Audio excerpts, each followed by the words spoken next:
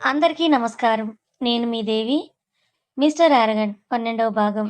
రచయిత వనజ గారు. ఫ్రెండ్స్, కథ చదవడం స్టార్ట్ చేసిన వెంటనే వీడియోకి ఒక లైక్ చేయండి.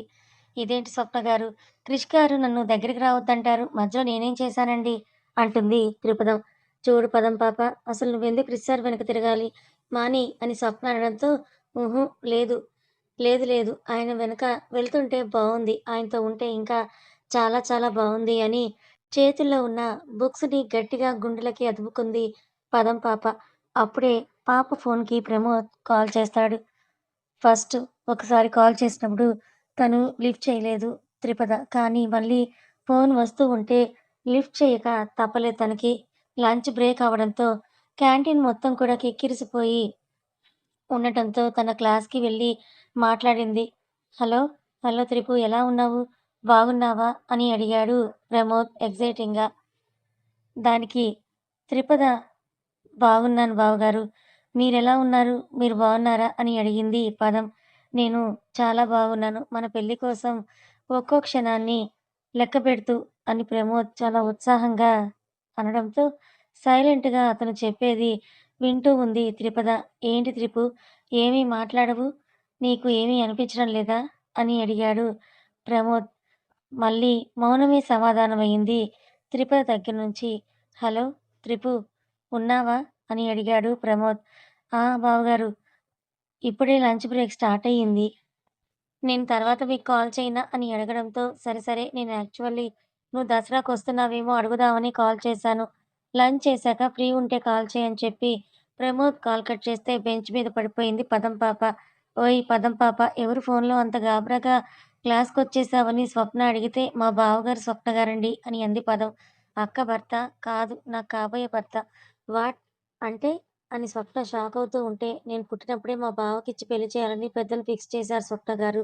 మా మామయ్య గారు ఈ చదువు కూడా వద్దన్నారు. కానీ మా నాన్నగారు నా డ్రీమ్ కోసం ఆయన్నొప్పించి నన్నిక్కడ జాయిన్ చేశారని" త్రిపదం చెప్తే, "ఓహ్! అంటే నువ్వు బుక్డ్ అనమాట. మరి క్రిష్ సార్ వంక ఎందుకు పడుతున్నావే?" అని స్వప్న అడగడంతో, "నేనెక్కడ ఆయన వెనక పడుతున్నానండి.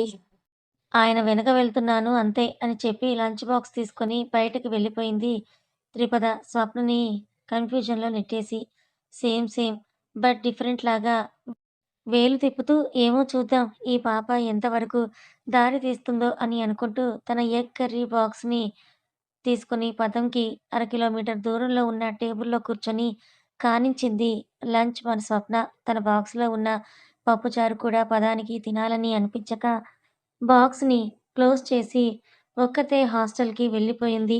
అది గమనించిన ఒక శాండీ ఫ్రెండ్ వెంటనే త్రిపద ఒంటరిగా వెళ్తున్న విషయం ఆ ఇసుక ముఖానికి చేరవేసేసింది. ఓహ్! ఒక్కతే వెళ్తుందా తను? ఇంక నాకు వదిలేయ్, నేను చూసుకుంటా అని అంటూ ఎవరికో కాల్ చేసింది శాండీ. క్రిష్ గారు నన్ను దగ్గరికి రావద్దని అన్నారు. నిజంగానే ఆ మాట అన్నారా? అలా ఎలా అన్నారు? రేపు ఆయనతోనే ఆ విషయం గురించి తేల్చుకుంటాను అని అంటూ ముక్కుని ఎగబీలుస్తూ 1 కిలోమీటర్ దూరంలో ఉన్న హాస్టల్‌కి నడక మొదలుపెట్టింది పదం పాప.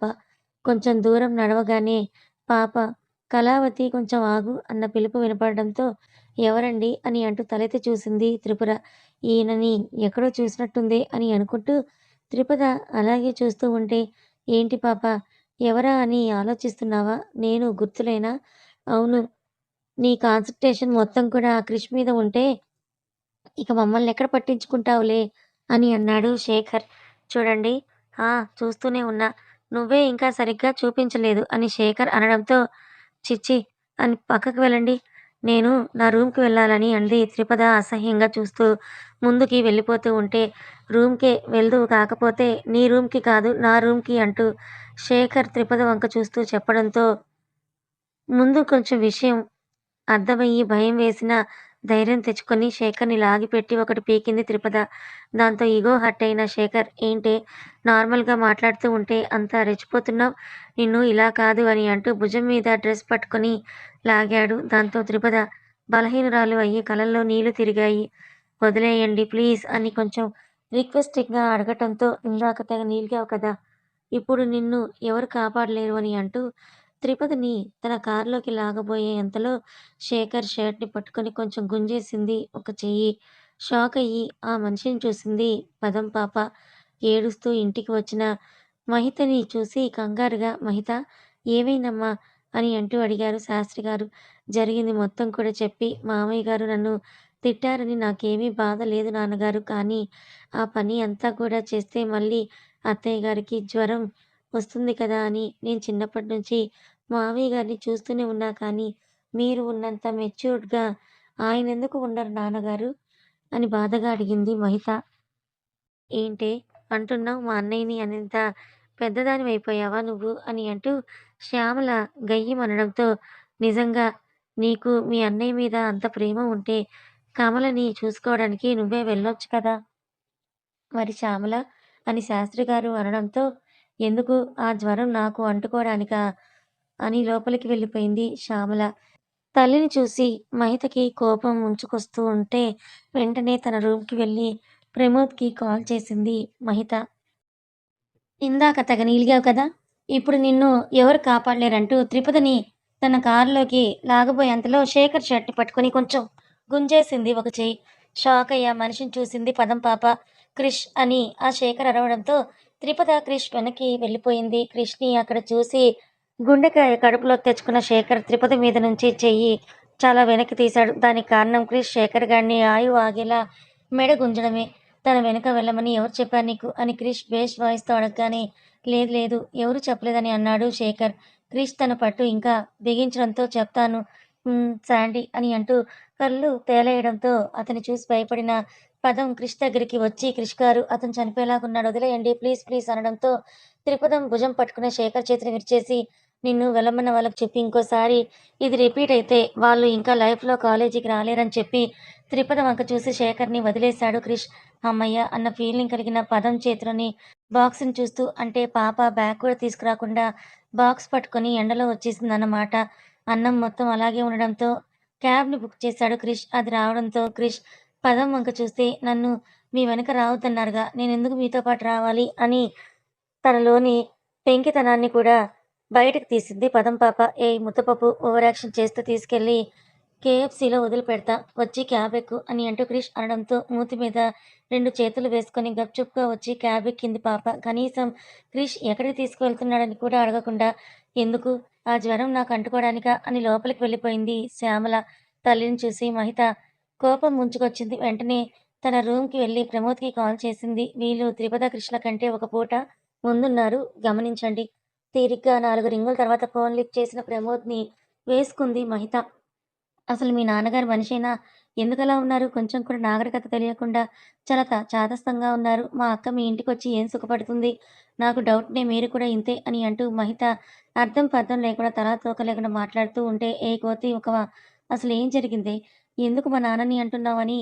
ప్రమోద్ కొంచెం సీరియస్‌గానే అడగడంతో జరిగిందంతా కూడా చెప్పి సన్నగా వెక్కింది మహిత. తండ్రి అంటే ఇష్టం అంటే కొంచెమే బోలెడంత గౌరవం ఉన్న ప్రమోద్ మహిత మాటల్ని జీర్ణించుకోలేక, "నువ్వెందుకు వెళ్ళావే ఆయన ముందుకు? ఇలా అంటాడని తెలుసు కదా!" అని చిన్నగా అన్నాడు. "ఆయన అలా అంటాడని అత్తయ్యని వదిలేయాలా? మీ అత్తయ్యేమో నేను వెళ్ళను అంది. ఇంకెవరు చూసుకుంటారని" మళ్ళీ కాస్త గట్టిగా మహిత అరవడంతో, ఇది కొంచెం నోరు దూసి కోతినే కానీ మనసు బంగారం అనుకున్నాడు ప్రమోద్. అతని మనసులో, "సర్లే ఆయన గురించి నువ్వు వదిలేయ్. ఏమైనా తిన్నావా లేదా?" అని అడిగాడు ప్రమోద్. "నేనేం తినలేదు. నాకేం వద్దు పొండి బావగారు" అని అంది మహిత. "ఓయ్! ఇది మరీ బాగుందే. వాళ్ళిద్దరు భార్యాభర్తలు ఏవో ఒకటి పడతారు. నీకెందుకు? ఒక 3 రోజులు అటువైపు వెళ్ళకు. ఇప్పుడు వెళ్లి నోరు మూసుకొని తినిపో" అని కాస్త గట్టిగానే చెప్పాడు ప్రమోద్. ఎంతైనా చదువుకున్నవారు కదా! పీరియడ్స్ టైంలో ఎలా ఉంటుంది ఏమనేది తెలిసి అనుకుంటా. నేను తినాలంటే మీరు మామయ్యకి ఫోన్ చేసి అత్తయ్యని ఎక్కువగా బాధ పెట్టకండి అని చెప్పాలి. అప్పుడే నేను తింటాను అని అంది మహిత. నాన్నగారితో నేను మాట్లాడతాను. నువ్వు వెళ్లి తిను అని చెప్పి కాల్ కట్ చేశాడు ప్రమోద్. బావగారు అక్కతో పెళ్ళయ్యాక అసలు ఆయన గారి కళ్ళు పడని అంత దూరం వెళ్ళిపోవాలి. మా అక్క ఇలాంటి మాటలు పడకూడదని మహిత అనుకుంటున్న సమయంలో ఒసేయ్! నాలో ప్రమోద్ బావగారు ఉన్నాను. నాకు అతనికి పెళ్లి కావాల్సిందని మనసు గోల పెట్టడంతో ఇంకా మన చేతుల్లో ఏం లేదు. ఈ జన్మకి ఆ అదృష్టం లేదులే.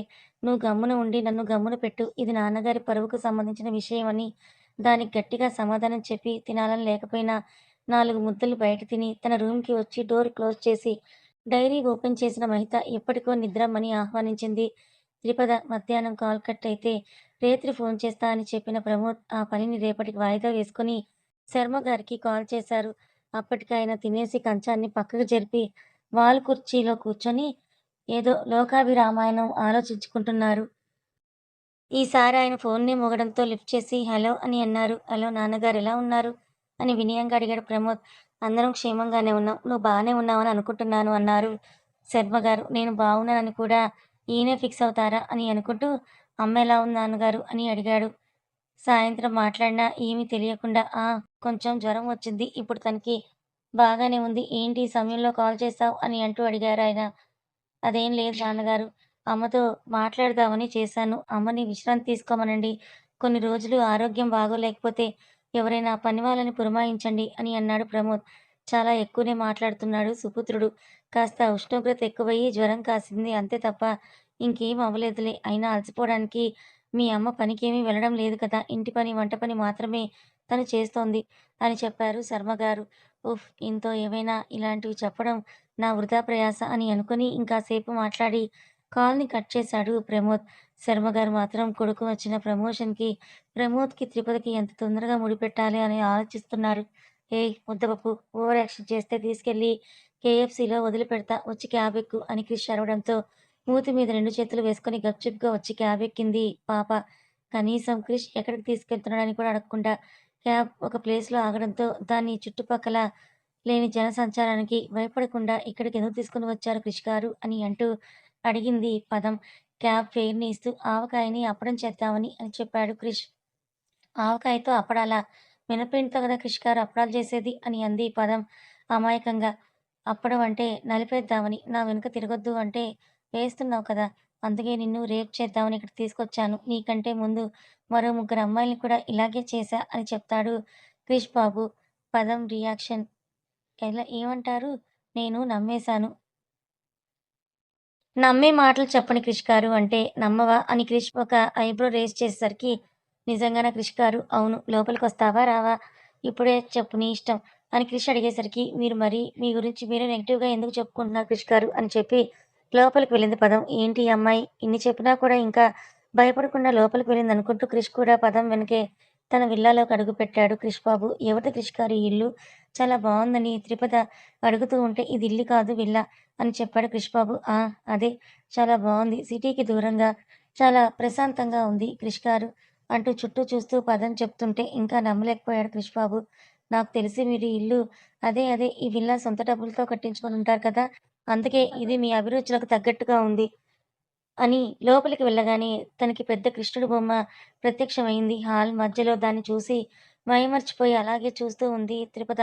5 నిమిషాల తర్వాత ఆమెని కదుపుతూ లోపలికి పద అని కాస్త ముందుకు నెట్టాడు క్రిష్. అయ్యో రామా! ఎందుకలా దొబ్బుతున్నారు? కొంచెం ఆయన్ని చూడనివ్వండి అని చెప్పి నెమలిధరుణ్ణి కొంచెం సేపు చూసుకొని లోపలికి వెళ్ళింది ఇంకాస్త.